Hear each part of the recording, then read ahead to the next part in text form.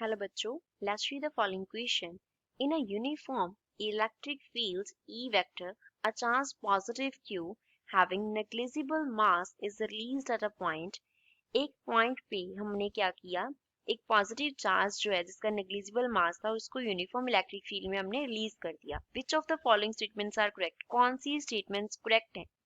First statement, velocity increases with time, time के साथ साथ जो वेलोसिटी है वो इंक्रीज होगा. Second, a force acts on it in the direction of electric field, electric field के डायरेक्शन में फोर्स इसके ऊपर एक्ट करेगा. Third, its momentum changes with time, उसका जो मोमेंटम है वो टाइम के साथ क्या होता रहेगा, चेंज होता रहेगा. कौन सा करेक्ट है?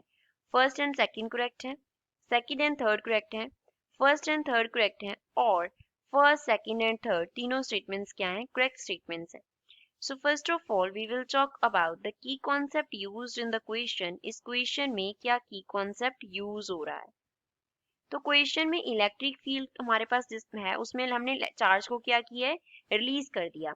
तो यहाँ पे हम एक तो इक्वेशन ऑफ मोशन यूज करेंगे, इक्वेशन ऑफ मोशन यूज करेंगे, that we will use as v is equals to u plus at, ये यूज करेंगे. v जो है वो रिप्रेजेंट करता है फाइनल वेलोसिटी को, फाइनल वेलोसिटी को. u here represents the initial velocity, जिसके साथ हमने चार्ज को रिलीज किया वो इनिशियल वेलोसिटी कितना था. a यहाँ पे रिप्रेजेंट करता है हमारे पास एक्सेलेरेशन को. a क्या है? a here is acceleration of the charge and t जो है वो रिप्रेजेंट कर रहा है टाइम को. सेकंड, ये हम इसमें फर्स्ट अप्लाई करेंगे. सेकंड हम इस पे जो यूज करेंगे that will B relation of acceleration with force.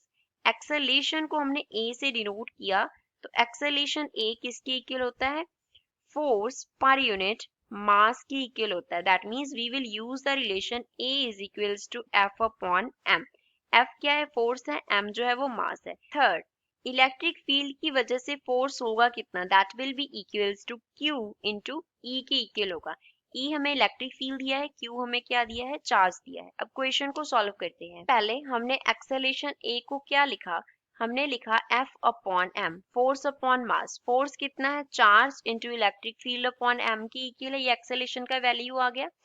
Initial velocity, अब क्योंकि हम इसे रिलीज कर रहे हैं किसी पर्टिकुलर पॉइंट से, दैट मींस पॉइंट पे वो क्या था, रेस्ट पे था, तो इनिशियल वेलोसिटी कितना हो गया, 0 मीटर पर सेकंड, मींस 0 हो गया. तो फाइनल वेलोसिटी क्या होगा, v is equals to u 0 plus a that is qe upon m हो गया, साथ में क्या आ गया, t. तो जो वेलोसिटी है वो क्या आ गया, qe upon m upon t के इक्वल आ गया. अब जो वेलोसिटी है वो क्या है, क्योंकि यूनिफॉर्म इलेक्ट्रिक फील्ड है वो भी कांस्टेंट है, q जो है वो भी कांस्टेंट है, m नेग्लिजिबल है ऑल्दो बट कांस्टेंट रहेगा. तो जो वेलोसिटी है वो टाइम के डायरेक्टली प्रोपोर्शनल है, तो जैसे जैसे टाइम बढ़ेगा जो वेलोसिटी है वो क्या होता रहेगा, इंक्रीज होता रहेगा. तो टाइम के साथ क्या होगा, वेलोसिटी जो है वो क्या हो जाएगा, इंक्रीज हो जाएगा. अब वेलोसिटी इंक्रीज हो रहा है तो सर्टेनली मोमेंटम क्या करेगा, चेंज करेगा. p जो है वो रिप्रेजेंट करता होता है मोमेंटम को. p इज मोमेंटम, मोमेंटम का फॉर्मूला होता है मास इनटू वेलोसिटी. तो अगर वेलोसिटी इंक्रीज करेगा तो मोमेंटम क्या करेगा, इंक्रीज करेगा, विच मीन्स टाइम के साथ जो मोमेंटम है वो भी क्या हो रहा है, इंक्रीज हो रहा है. तो फर्स्ट स्टेटमेंट करेक्ट है, वेलोसिटी इंक्रीज करता है टाइम के साथ. थर्ड स्टेटमेंट करेक्ट है कि मोमेंटम चेंज करता है टाइम के साथ. अब हम डायरेक्शन की बात करते हैं, चार्ज पे फोर्स होगा वो किस डायरेक्शन में होगा. इलेक्ट्रिक फील्ड का जो डायरेक्शन होता है वो पॉजिटिव से नेगेटिव की तरफ होता है.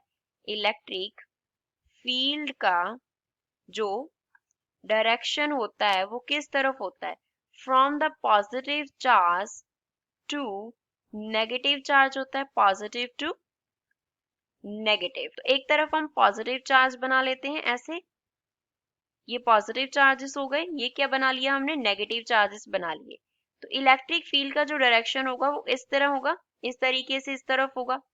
अब इसमें हमने पॉजिटिव चार्ज रिलीज किया है, जो हमें क्यू दिया गया है उसके आगे पॉजिटिव सिंबल का मीन्स है कि पॉजिटिव चार्ज हमने रिलीज किया है. तो जब हम पॉजिटिव चार्ज को सपोज हमने इस पॉइंट से रिलीज किया तो नेगेटिव उसको क्या करेगा, अट्रैक्ट करेगा, पॉजिटिव उसको क्या करेगा, रिपेल करेगा, क्योंकि सेम चार्जेस रिपेल करते हैं, अनलाइक चार्जेस क्या करते हैं, अट्रैक्ट करते हैं. तो जो फोर्स लग रहा है वो किस डायरेक्शन में लग रहा है, इस डायरेक्शन में लग रहा है. और इसी डायरेक्शन में क्या है हमारा इलेक्ट्रिक फील्ड है ई।